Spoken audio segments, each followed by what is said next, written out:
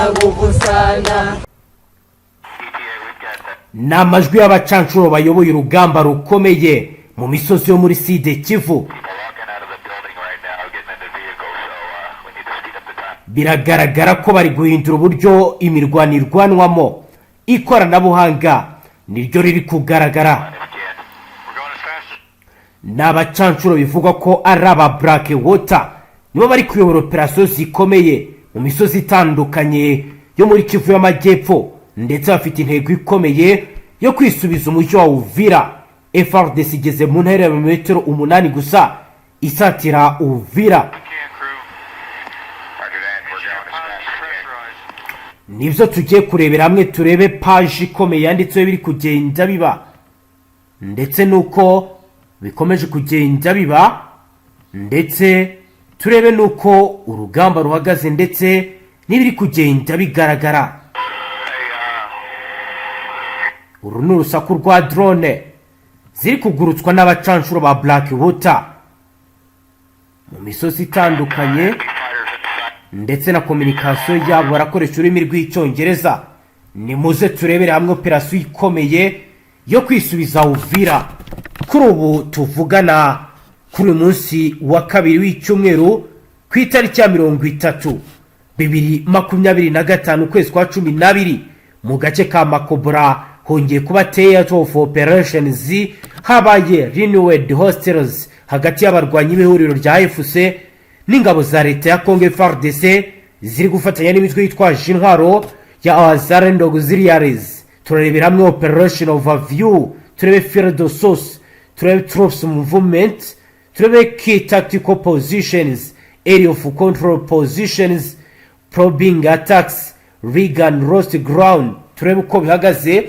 Turaza kandi no kurebera hamwe engagement and tactics birimo gukoreshwa hangaha, harimo small arms fire, heavy machine guns, indirect fire hamwe na high intensity clashes. Turaza kandi kureba ibiri kugenda bivugwa ku gisoza cy'u Burundi kivugwa ndetse kitangazwa hamwe mu makuru avuga ko bamwe batangiye kugenda biripotinga muri 2023.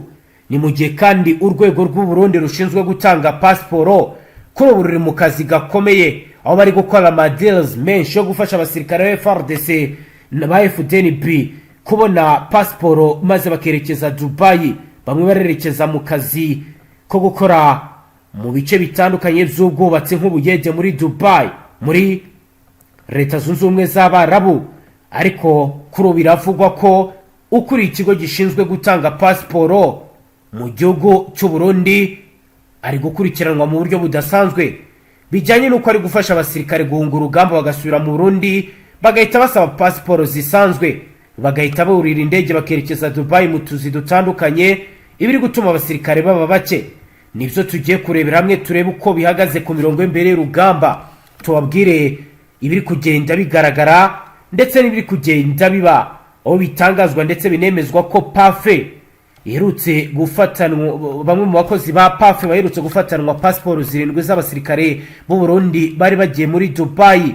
General Major Maurice Mbonimpa kuri baravuga ko bari kwakira ruswa, aho umusirikare umwe atanga miliyoni 2 cyangwa se miliyoni 2 n'igice z'amafaranga y'u Burundi kugira ngo ahabwe pasiporo abashe kuba yakerekeza mu bindi bice by'isi kugira ngo ahunge ibijyanye n'urugamba rukomeye rukomeje kugenda ruba. Ubundi byageze kuri uru rwego gute? Niye mpamvu ikomeye ikomeje kugenda ituma ibiba.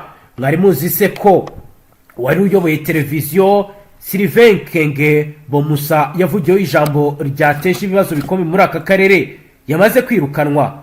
Turaza kubabwira rero ibijyanye n'irukanwa ry'umuyobozi wa televiziyo RTNC, turebe uko byagenze ku makuru avuga kuri Oscar Mbala Kahiji. Bikaba rero bizakomeje kugenda biba mu rwego rwo kugira ngo hakumirwe amakosa, ndetse leta ya Kongo igaragaze ko ibabajwe bikomeye n'ibyatangajwe na porte parole wa FARDC ucyuye igihe wamaze kuba yasezerarwa.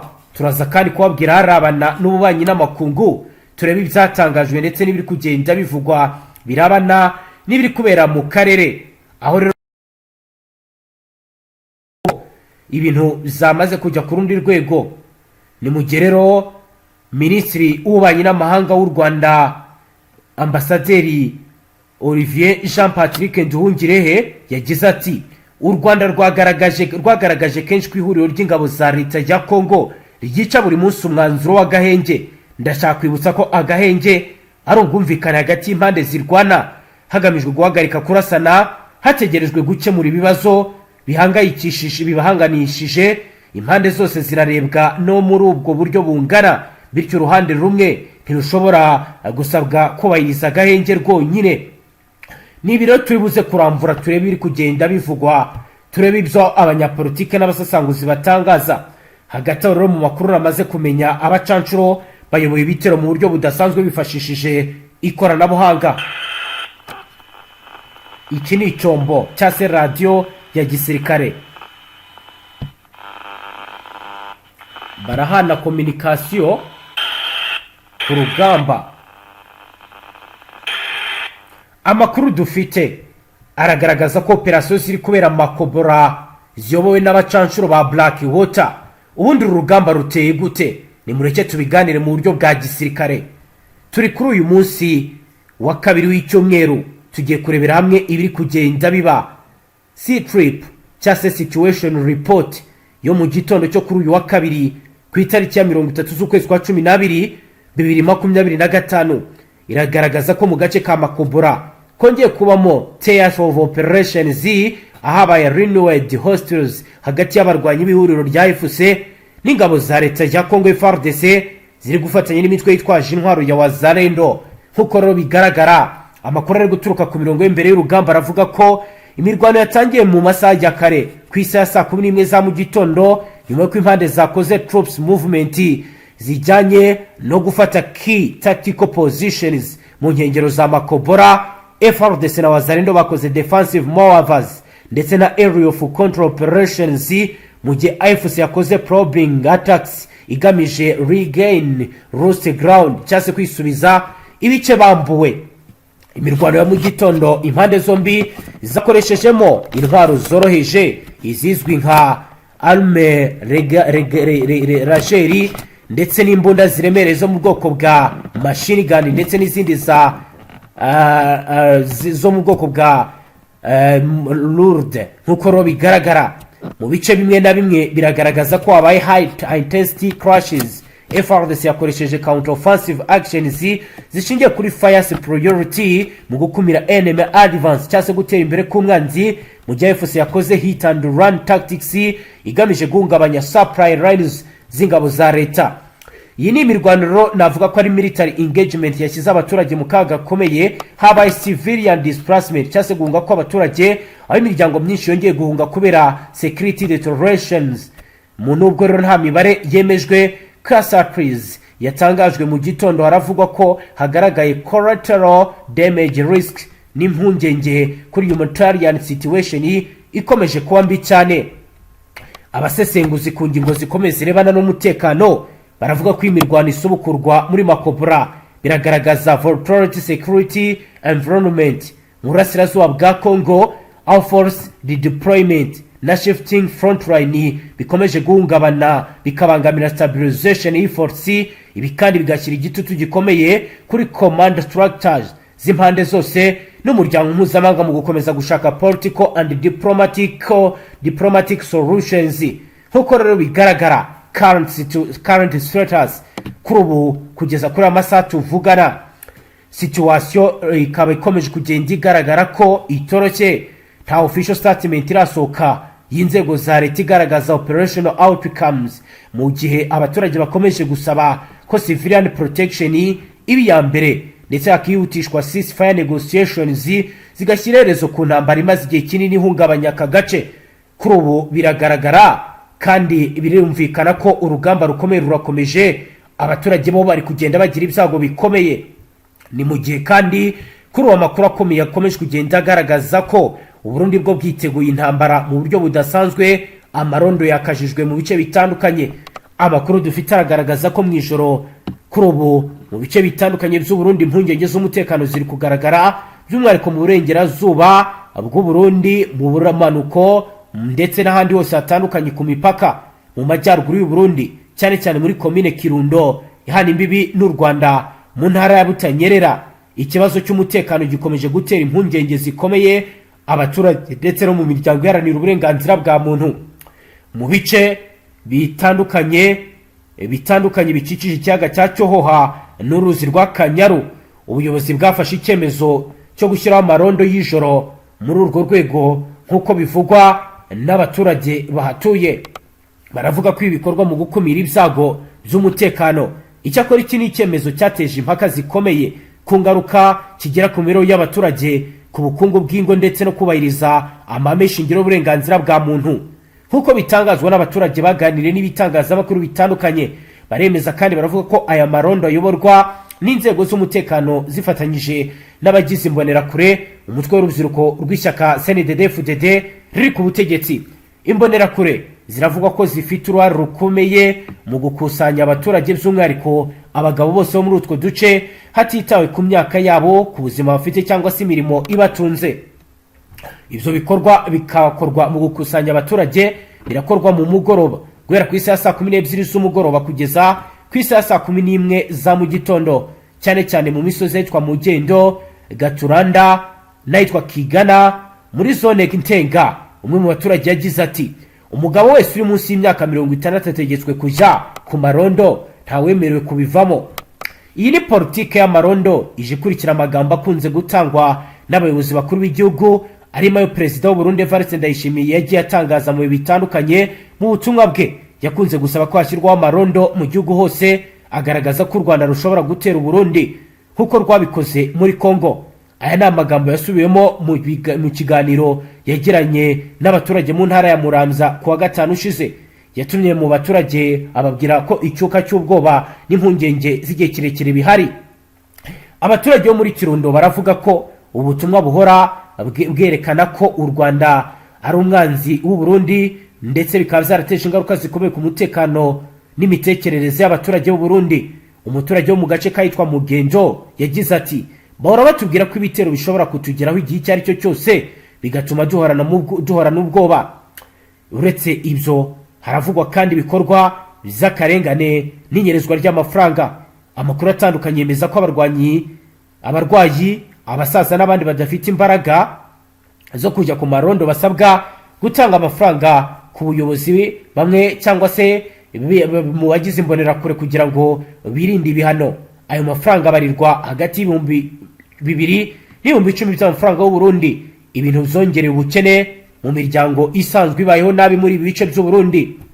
Ingaruka z'aya marondo ku bukungu bw'abaturage ziragaragaza cyane ubuhinzi bwo mu misozi yitwa Katurunda. Umwe mu bahinzi yagize ati, iyo waraye ijoro ryose uri ku irondo, umunsi ukurikiyeho umara uryamye, ntushobora kujya mu mirima cyangwa se ku isoko. Ibi byatumye umusaruro ugabanuka, imiryango myinshi isubira inyuma mu mibereho yabo ya buri munsi. Hari kandi impungenge zijyanye n'umutekano w'amarondo ubwayo.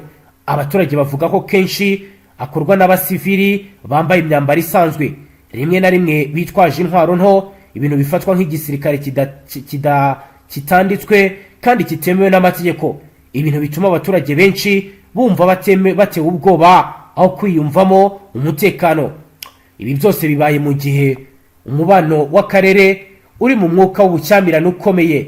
Mu kwezi kwa 9 kwa 2024, Uburundi bwafunze imipaka yose ihuza iki gihugu n'u Rwanda, bashinja Kigali gushyigikira imitwe yitwaje intwaro irwanya ubutegetsi bwa Gitega no gushyira abakekwaho kugerageza guhirika ubutegetsi bwa Pierre Nkurunziza muri 2015. U Rwanda ibi byose rwarabihakanye. Gitega kandi irashinja Kigali gushyigikira umutwe M23, mu gihe u Rwanda narwo rushinja Burundi na Kongo gushyigikira abarwanyi Fdnb bagizwe n'abasize bakoze jenoside yakorewe abatutsi mu Rwanda mu 1994. Mama ko yaratse yongeye gufata intwaro muri 2021, igizwe ahanini n'abatutsi b'abanyekongo, ikaba igenzura uduce twinshi two muri Kivu y'Amajyaruguru na Kivu y'Amajyepfo. Mu ntangiriro z'uku kwezi, Mama ko yaratse yafashe ibice byinshi byo muri Kivu y'Amajyepfo, birimo n'umujyi wa Uvira hafi ya Bujumbura mu ntera y'ibirometero bitarenze 30.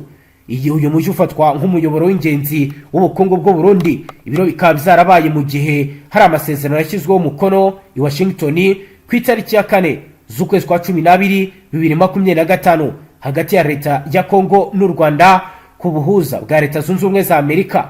Burundi kuyitabira rero bwayitabiraga nk'indorerezi. Kubera kwagura ibirindiro vya M23 mu kiba cya Rusizi, Burundi bwohereje ingabo nyinshi muri Republika ya Demokarasi ya Kongo guhera muri 2023, aho zifatanye n'ingabo za leta ya Kongo n'imitwe ya Wazalendo FDLR ishyigikiwe na leta ya Kongo. Imirwano ikaba yarabaye ku kwezi yatumye impunzi z'abanyekongo zigera hafi ku 90 zihungira i Burundi, nk'uko bigaragara kandi nk'uko bikomeje kugenda bivugwa. Zihungira mu bice bitandukanye, aho Burundi buzitabariza buvuga ko babayeho n'aba babahunze babayeho mu buzima butari bwiza, babayeho mu buzima buteye agahinda nk'uko bigaragara. Ni muri uru rwego abaturage bo mu ntara ya Butanyerera barasaba ko hakorwa iperereza ryihuse ryigenga kandi ridafite aho ribogamiye ku bikorwa by'amahoro ya nijoro. Bavuga ko izi nzego zifatwa nk'iz'indengakamere zidahuza n'amahame y'uburenganzira bwa muntu kandi zirushaho guteza umwuka mubi mu karere gasanzwe karangwamo umutekano muke n'intambara z'urudaca.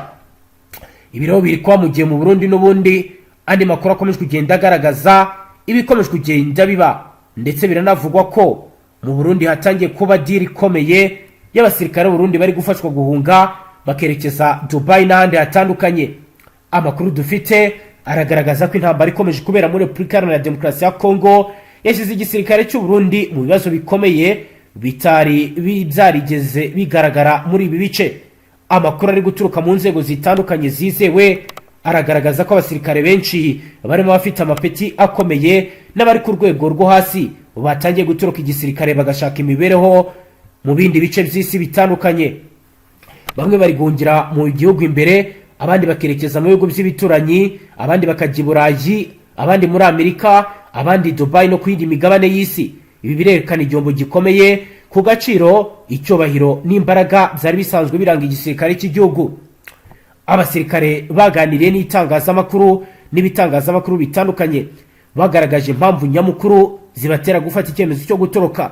Benshi mu basirikare bato bavuga ko umushahara wabo ari muto cyane ku buryo udashobora gutuma babaho ubuzima buboneye.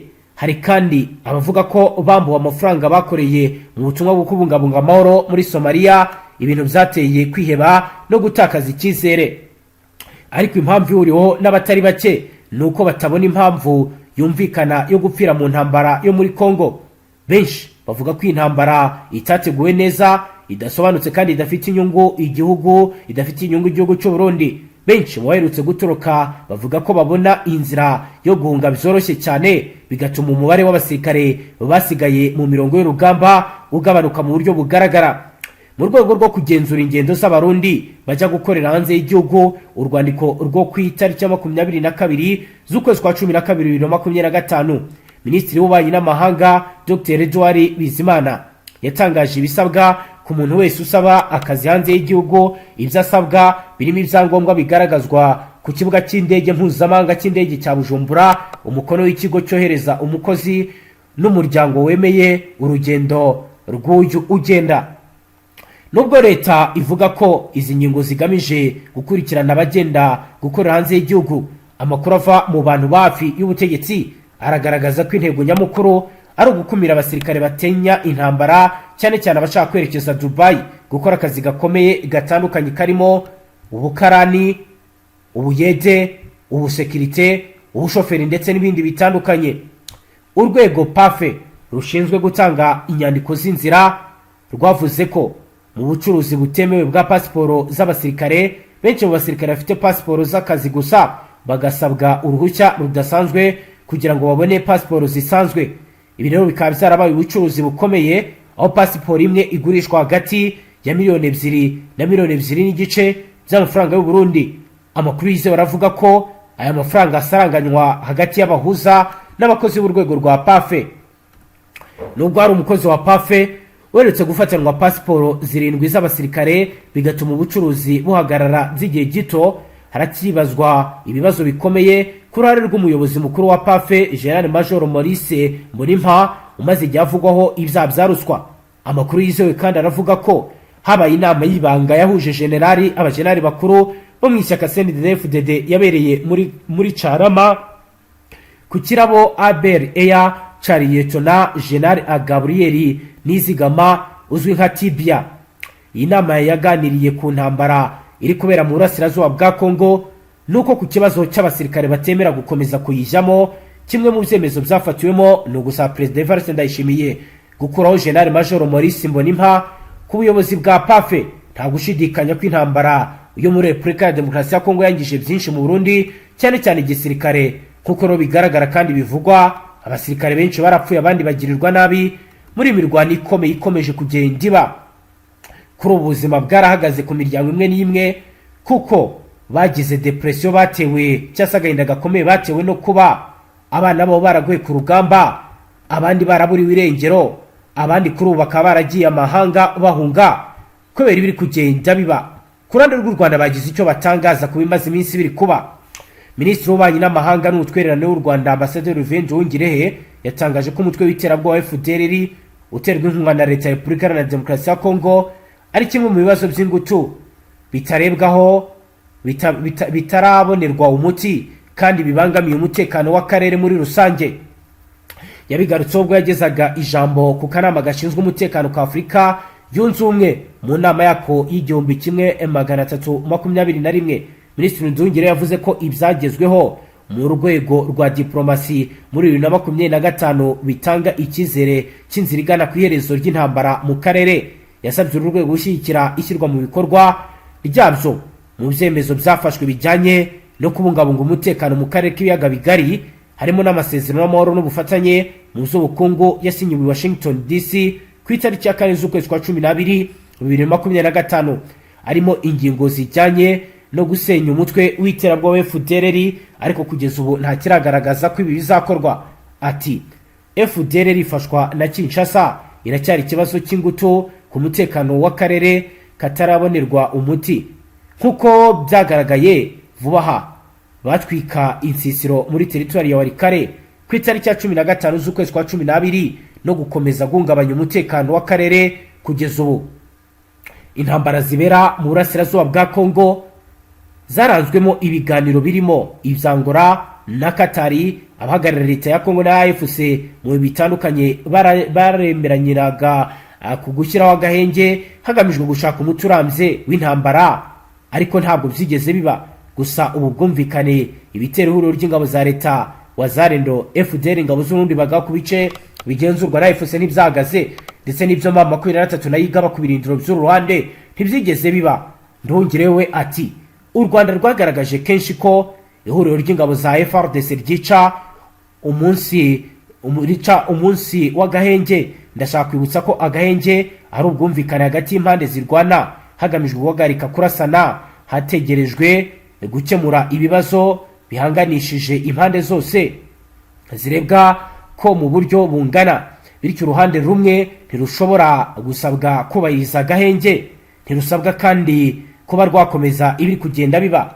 Yasobanuye ko u Rwanda rushyigikiye icyemezo ihuriro rya AFC cyafashe cyo kwivana mu mujyi wa Uvira hagamijwe gukurikiza bisabwa n'abahuza mu kwerekana ko biteguye kujya mu biganiro.